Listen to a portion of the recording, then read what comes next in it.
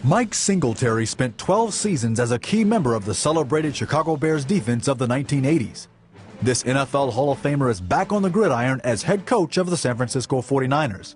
And looking back, he remembers setting clear goals as a 12-year-old in Houston, Texas. The first was to get a scholarship, to go to college, to get my degree in college, to become an All-American, to get drafted and go to the NFL, become an All-Pro, go to the Super Bowl.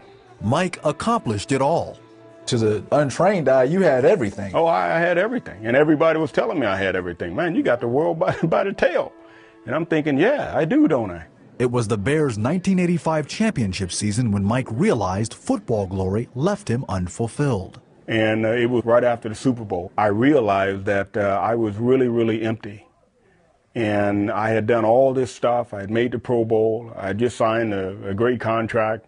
MVP that year in the league defensively, and just won the Super Bowl. And I was the emptiest and the most frustrated and felt the most lonely, the loneliest time in my life. Although Mike was raised in a Christian home, the decadent lifestyle of sports superstardom had overshadowed his faith, and he had come to a crossroads. I just remember one day just kind of breaking down and just saying, you know, Lord, I'm supposed to be your son. I'm supposed to be your child here. And you don't talk to me, you don't use me, you don't do anything. And I don't understand this. In my spirit, I heard two things.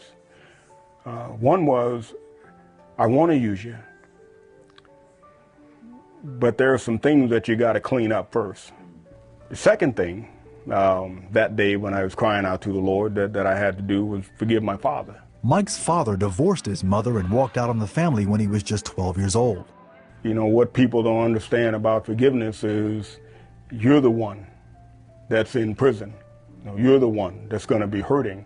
So those two things I did. And when I did that, the Lord began to change my life day to day, began to take away some of the bad habits that I had. He began to take away the language that I was speaking. He began to take away some of the places that my eyes used to look. He began to take away some of the music that I listened to, just one by one. Had it not been for Jesus Christ in my life, I'm sure I'd be divorced. I'm sure that, you know, I'd know my kid from a distance. Mike relishes his role as a husband and father of 7. And he attributes his coaching techniques to his experiences being a dad. Coaching is something that I was born for it.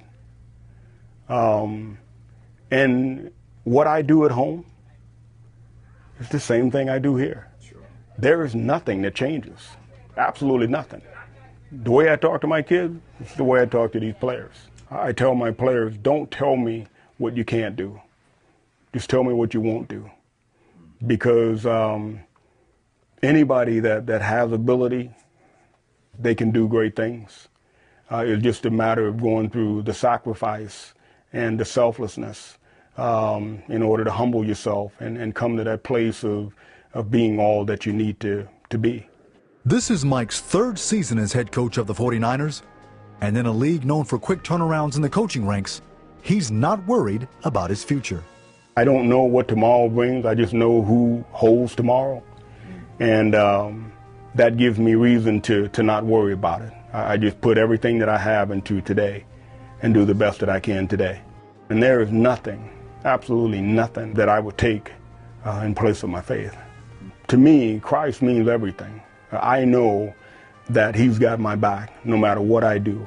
So that gives me all the freedom in the world to be the man that he called me to be.